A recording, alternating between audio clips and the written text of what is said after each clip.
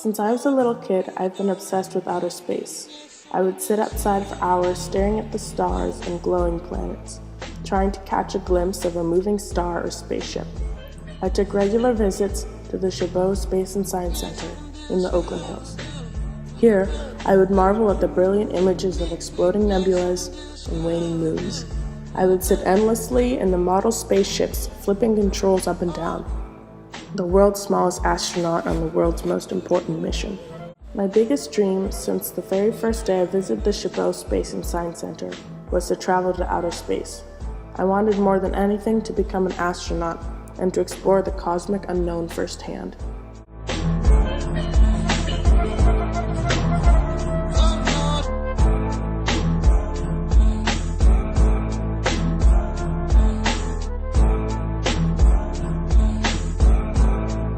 Even as a kid, however, I knew this dream was doomed from day one.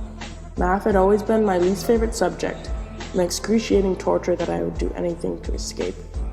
I could never imagine myself being strong enough in physics and pure calculations to rise to the level that would allow me to rise above the Earth itself. I could never pay attention to the minute details of space, the kilometers between this planet and this star, the formula to calculate this and this.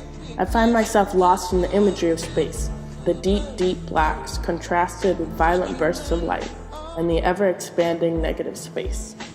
I find it fascinating how different space is from anything I've ever experienced. I could go all the way across the globe and there's still familiarities. Trees, people, mountains, dogs, etc. In space, there's none of this. Everything I've become attached to and accustomed to is absent and irrelevant. I also find the solitude of space to be mesmerizing.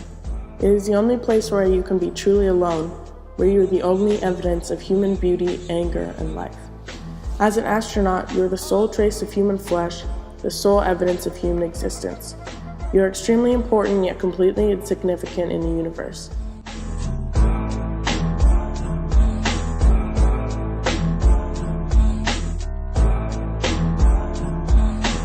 Space is timeless. While things are moving and reacting, nothing grows and disappears as quickly as life on Earth. The moon is relatively the same now as it was in 1969 as it will be in 2050. As someone who is designed to age and die, I can't help being drawn to the permanence of space. Now, I associate outer space with childhood.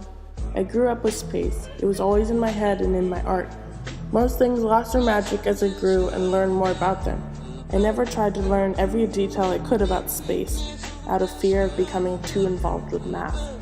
The result is that the mystical possibilities of space are still as vibrant now as they were when I was 5.